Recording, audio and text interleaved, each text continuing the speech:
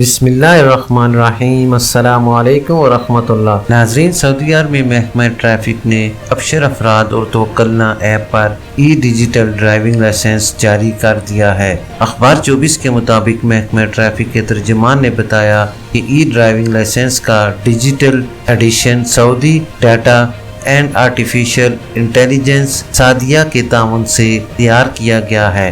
ناظرین، ویڈیو کی مزید ڈیٹیل میں جانے سے پہلے جو حضرات فرسٹ ٹائم میرے چینل پر آئے ہیں، میں ان سے گزارش کروں گا کہ کائنڈلی میرے چینل کو لائک، سبسکرائب اور بیل نوٹیفیکیشن کو اوپن کر لیں تاکہ ہر نئی آنے والی خبر اب تک بر وقت پہنچ سکے۔ محکمہ ٹریفک کے ترجمان نے بتایا کہ ڈیجیٹل ایڈیشن سمارٹ موبائل میں محفوظ کیا جا سکے گا اور انٹرنیٹ کے بغیر موبائل پر دکھایا اور دیکھا جا سکے گا۔ یہ QR کوڈ پر مبنی ہے۔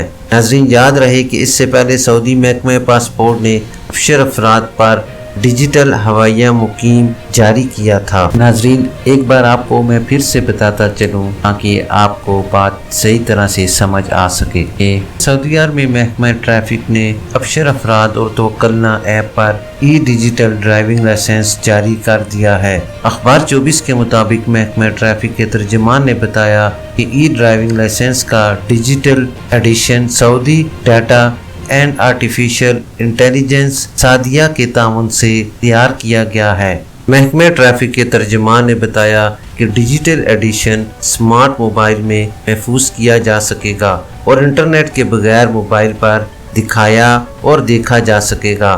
یہ QR کوڈ پر مبنی ہے۔ ناظرین، یاد رہے کہ اس سے پہلے سعودی محکمہ پاسپورٹ نے ابشر افراد پر ڈیجیٹل حوالہ مقیم جاری کیا تھا۔ ناظرین، یہ تھی ابھی تک کے لیے سعودی عرب میں رونما ہونے والی خاص تبدیلیاں اور ان کی اپڈیٹ۔ انشاءاللہ نیکسٹ بلیٹن میں ملتے ہیں خاص اور معلوماتی خبر کے ساتھ۔